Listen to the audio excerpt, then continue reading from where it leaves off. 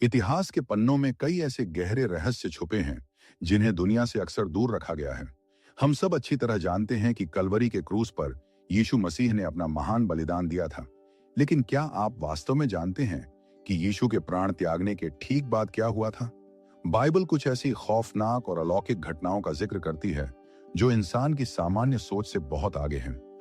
ये वो 5 महत्वपूर्ण घटनाएं हैं जिन्हें दुनिया का इतिहास छुपाना चाहता है, क्योंकि अगर इंसान इन्हें गहराई से समझ ले तो हर व्यक्ति का घुटना यीशु के सामने झुक जाएगा। आज हम आपको उन 3 दिनों के उस रहस्यमयी सफर पर ले जाएंगे जो क्रूस से शुरू होकर पाताल के दरवाजों तक जाता है। अपना दिल थाम कर बैठिएगा, क्योंकि यह सफर आपके विश्वास को हमेशा के लिए एक नया रूप देगा और आपके सोचने का तरीका पूरी तरह बदल देगा। इसे 1 सेकंड भी मिस मत कीजिएगा, क्योंकि असली रहस्य अंत में ही खुलता है। दोपहर के 12 बजे का समय था। सूरज आसमान के बीचों बीच था। सब कुछ सामान्य लग रहा था, लेकिन अचानक पूरी धरती पर एक भयानक और गहरा अंधकार छा गया। मत्ती रचित सुसमाचार 27 अध्याय और 45 आयत हमें बताती है कि यह अंधकार दोपहर 12 बजे से लेकर दोपहर 3 बजे तक पूरे देश पर पूरी तरह छाया रहा। ध्यान दीजिए, यह कोई आम सूर्य ग्रहण नहीं था। विज्ञान भी यह बात मानता है कि सूर्य ग्रहण कभी 3 घंटे तक लगातार नहीं टिक सकता। तो फिर यह अंधकार क्या था? यह पूरे ब्रह्मांड का शोक था। यह कोई सामान्य प्राकृतिक घटना नहीं थी। जब परमेश्वर का इकलौता पुत्र क्रूस पर पूरी दुनिया के पापों का भारी बोझ अपने ऊपर उठा रहा था, तो पिता परमेश्वर ने अपनी पवित्र आंखें फेर लीं। वो अंधकार इतना घना और भयानक था कि उसे लोग अपने मन में महसूस कर सकते थे। यरूशलेम की गलियों और रास्तों पर एकदम सन्नाटा छा गया। जो लोग कुछ समय पहले यीशु का मजाक बना रहे थे और उन पर हंस रहे थे, उनके चेहरों पर अब एक अनजाना खौफ आ गया था। प्रकृति अपने रचयिता के भारी कष्ट और व्यथा को देखकर मानो चीख रही थी।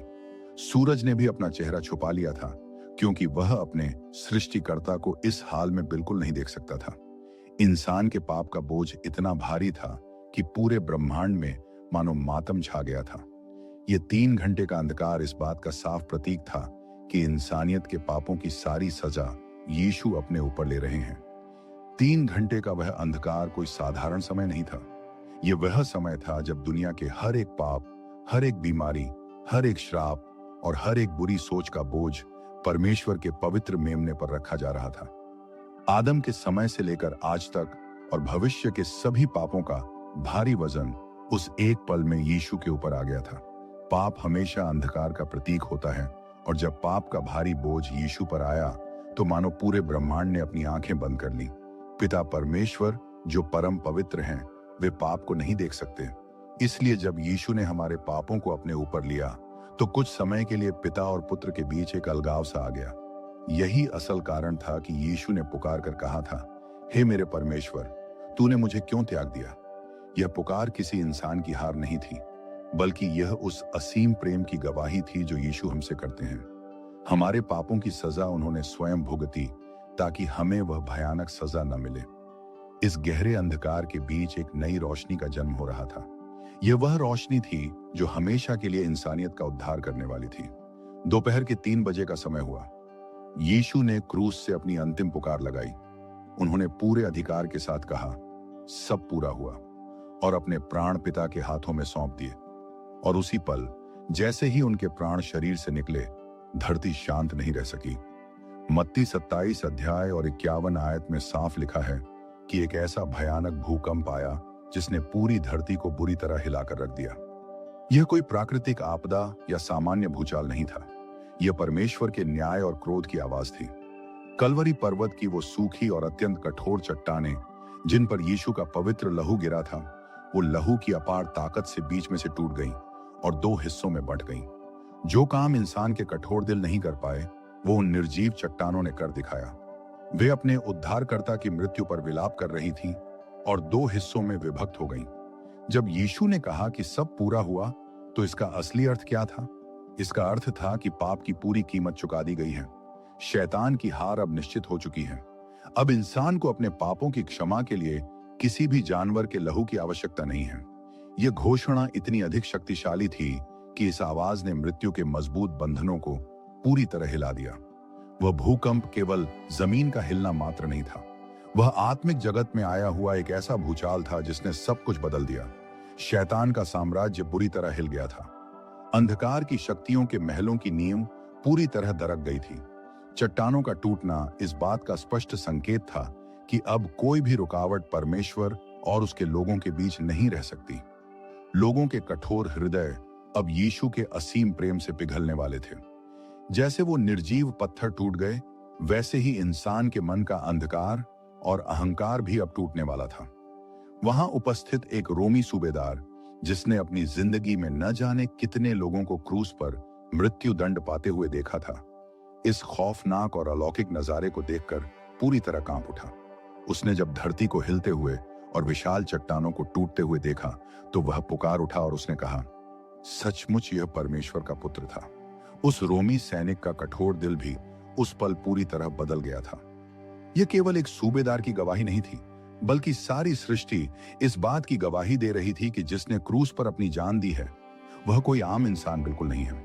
वह स्वयं परमेश्वर का पवित्र मेमना है। कल्पना कीजिए, उस समय वहां मौजूद लोगों की क्या मानसिक हालत हुई होगी।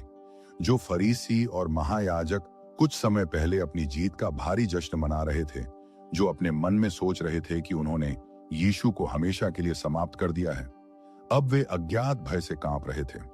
उनका सारा अहंकार उस भयानक भूकंप के साथ मिट्टी में मिल गया था। जब धरती बुरी तरह हिल रही थी तो उनके महलों की नींव भी हिल गई होगी।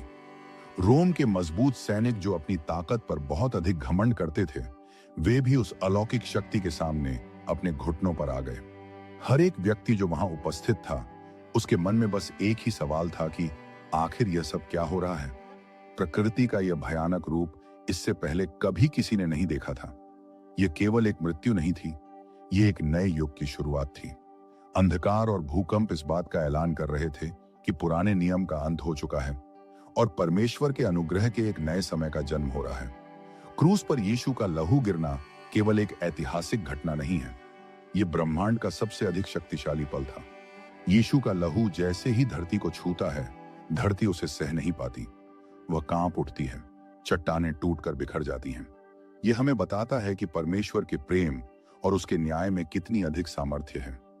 जो काम सदियों से कोई इंसान नहीं कर सका, वह क्रूस पर यीशु ने कर दिया। उन्होंने अपने बहुमूल्य लहू से दुनिया के सारे श्राप को पूरी तरह धो दिया। लेकिन दोस्तों, यह तो सिर्फ शुरुआत थी। प्रकृति ने अपना रूप दिखा दिया था, धरती ने अपना शोक व्यक्त कर दिया था, लेकिन असली खौफनाक और रहस्यमयी घटना तो यरूशलेम के पवित्र मंदिर के अंदर और शहर के कब्रिस्तानों में होने वाली थी। वह घटना जो इंसानी इतिहास की सबसे अद्भुत और खौफनाक घटना बन गई। एक ऐसा रहस्य जिसे आज भी बहुत से लोग पूरी तरह समझ नहीं पाए हैं। एक ऐसा सच जो मंदिर की दीवारों के भीतर छिपा था, वह पूरी दुनिया के सामने आने वाला था। परमेश्वर का वह रहस्य जो युगों से गुप्त था, अब पूरी तरह खुलने वाला था। यीशु की मृत्यु ने उस दरवाजे को हमेशा के लिए खोल दिया था, जिसे कोई भी इंसान पार नहीं कर सकता था। यह घटना क्या थी और इसका हमारे विश्वास से क्या गहरा नाता है? यह सब ऐसा रहस्य है जो आपको भीतर तक रोमांचित कर देगा और आपके सोचने का नजरिया हमेशा के लिए बदल देगा। धरती अभी कांप ही रही थी, पर्वतों के टूटने की गूंज अभी शांत भी नहीं हुई थी कि यरूशलेम के भव्य मंदिर के भीतर एक ऐसी घटना हुई जिसने यहूदी महायाजकों को पूरी तरह से अचंभित कर दिया।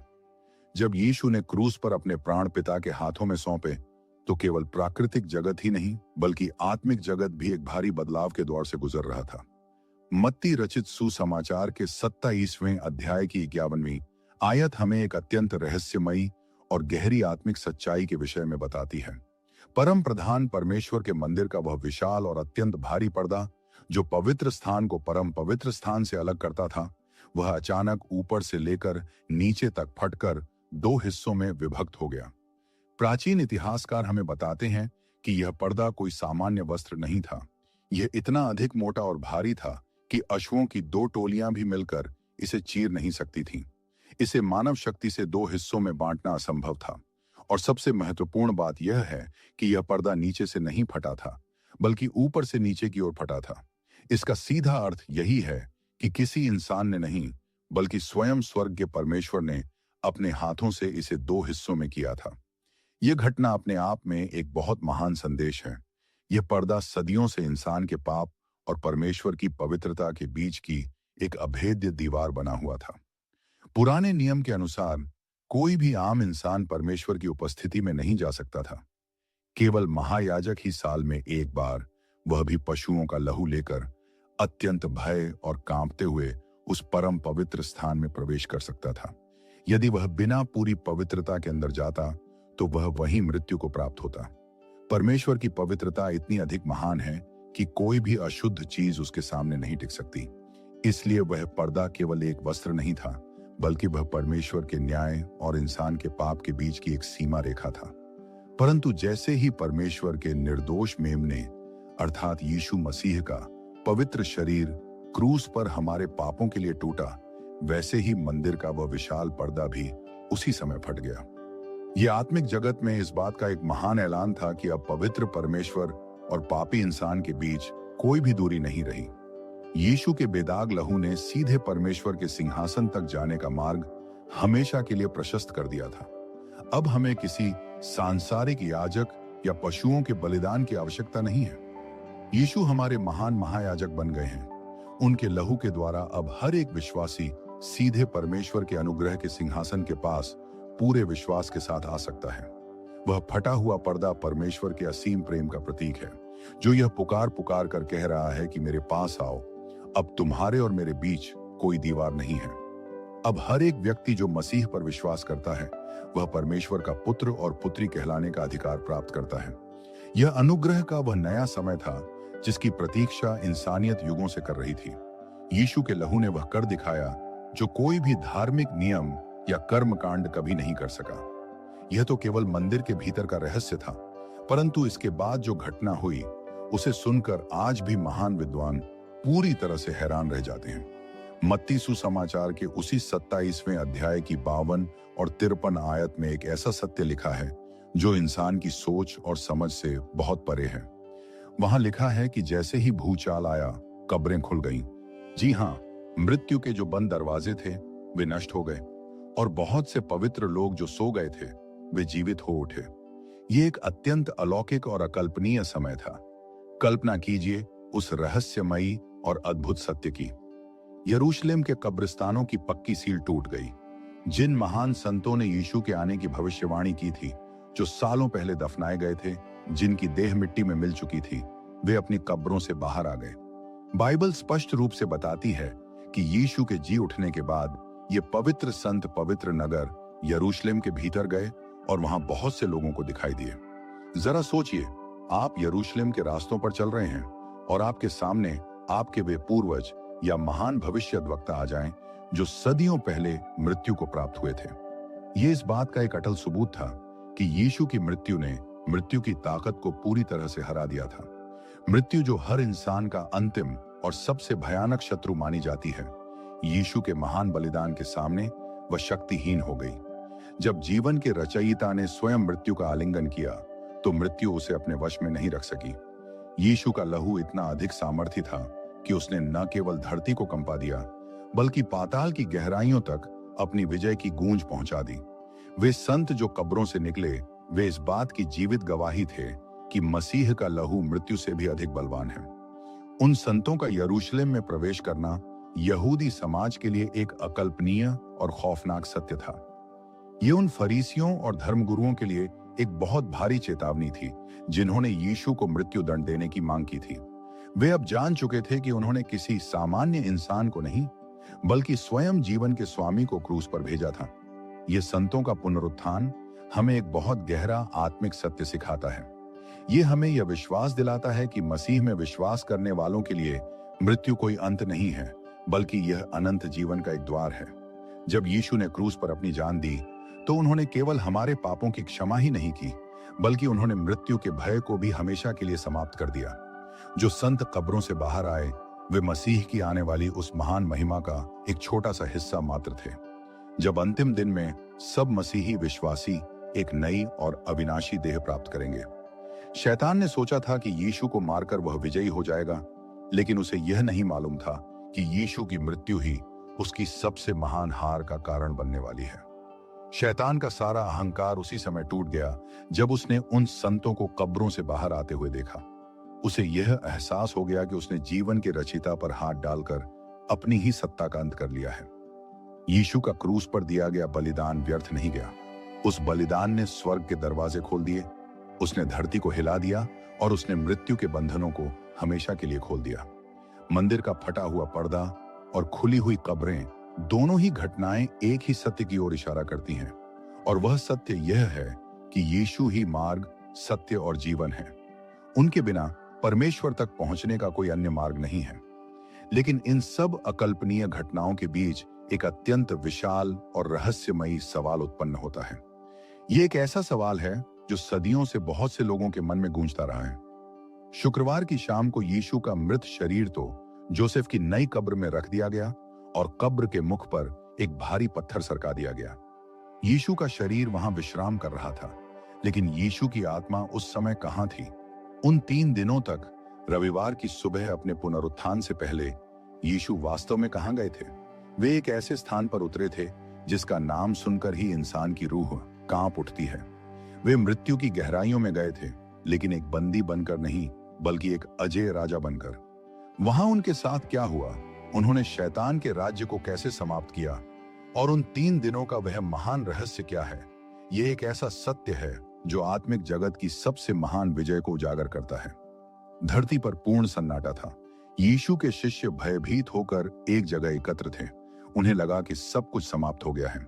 शैतान और उसकी दुष्ट आत्माएं जश्न मना रही होंगी कि उन्होंने परमेश्वर के पुत्र का वध कर दिया, लेकिन उन्हें तनिक भी अनुमान नहीं था कि उनके साथ वास्तव में क्या होने वाला है। प्रथम पतरस 3 अध्याय की 19वीं आयत और इफिसियों 4 अध्याय की 9वीं आयत के अनुसार यीशु मसीह की आत्मा उन 3 दिनों में खामोश नहीं थी। वे मृत्यु की गहराइयों में यानी पाताल लोक में उतरे। वे वहां एक बंदी बनकर नहीं गए थे, बल्कि एक विजेता राजा की तरह गए थे। उन्होंने उन आत्माओं को सुसमाचार सुनाया जो कैद में थी। कुलुस्सियों 2 अध्याय की 15वीं आयत हमें बताती है कि यीशु ने क्रूस के द्वारा अंधकार की सारी शक्तियों और प्रधानताओं को निहत्था कर दिया और उनका खुल्लम खुल्ला तमाशा बनाया। कल्पना कीजिए उस पल की जब जीवन का राजा स्वयं पाताल के दरवाजों को नष्ट करके अंदर दाखिल हुआ होगा। शैतान का सारा जश्न पल भर में मातम में बदल गया। यीशु ने मृत्यु की आंखों में आंखें डालकर कहा कि अब तेरा समय समाप्त हुआ। प्रकाशित वाक्य 1 अध्याय की 18वीं आयत में यीशु स्वयं कहते हैं कि मैं मर गया था और देख, अब युगानुयुग जीवित हूं और मृत्यु और पाताल की चाबियां मेरे ही पास हैं। यीशु ने शैतान से मृत्यु की चाबियां हमेशा के लिए छीन ली। अब समय है उस अंतिम रहस्य को खोलने का जिसका हमने शुरुआत में आपसे वादा किया था। लोग सोचते हैं कि यीशु की मृत्यु एक हार थी। रोमियों ने उन्हें मारा, यहूदियों ने उन्हें सौंपा, लेकिन यह सत्य नहीं है। प्रथम कुरिन्थियों 2 अध्याय की 8वीं आयत में एक बहुत गहरा रहस्य निहित है। बाइबल कहती है कि यदि इस संसार के हाकिम यानी शैतान और उसकी शक्तियां इस रहस्य को जानते तो वे तेज के प्रभु को कभी क्रूस पर न मारते। क्या आप इसका अर्थ समझे? यीशु की मृत्यु कोई हादसा या हत्या नहीं थी। यह परमेश्वर की वह असीम योजना थी जो दुनिया बनने से पहले रची गई थी। क्रूस शैतान के लिए परमेश्वर का सबसे महान जाल था। शैतान ने सोचा कि यीशु को मारकर वह विजयी होगा, लेकिन उसे यह झात नहीं था कि यीशु के निर्दोष लहू की एक एक बूंद इंसान के सारे पापों की कीमत चुका रही है। शैतान ने स्वयं अपने ही हाथों से अपने साम्राज्य के विनाश का मार्ग खोल दिया। क्रूस यीशु की हार नहीं, बल्कि शैतान की अंतिम और सबसे भयानक हार थी। मेरे प्रियो, यीशु की मृत्यु के बाद की ये खौफनाक घटनाएं हमें भयभीत करने के लिए नहीं हैं। ये हमें यह स्मरण कराने के लिए हैं कि हमारा परमेश्वर कितना महान और सर्वशक्तिमान है। अंधकार, भूकंप, फटा हुआ पर्दा, खुली हुई कब्रें और पाताल पर यीशु की फतह, ये सब गवाही देते हैं कि अब कोई भी शक्ति, कोई भी बीमारी, यहां तक कि स्वयं मृत्यु भी आपको परमेश्वर के प्रेम से अलग नहीं कर सकती। अगर आप पहली बार इस सच्चाई को सुन रहे हैं तो जान लीजिए कि यीशु ने यह सब आपके लिए किया है ताकि मृत्यु आपको कभी भयभीत न कर सके। और जो विश्वासी हैं, आज आपका विश्वास मजबूत होना चाहिए, क्योंकि आप उस राजा की संतान हैं जिसके पास मृत्यु की चाबियां हैं। परमेश्वर आपको आशीष दे। अगर इस सच्चाई ने आपके विश्वास को नया रूप दिया है तो इसे अभी लाइक करें और अपने दोस्तों, कलीसिया और परिवार के साथ शेयर करें। कमेंट में जीसस इज किंग अवश्य लिखें और बाइबल के ऐसे ही गहरे रहस्यों को सरल भाषा में समझने के लिए बाइबल स्टोरी चैनल को सब्सक्राइब करना ना भूलें। हम मिलेंगे अगले वीडियो में एक और नई सच्चाई के साथ। आमीन।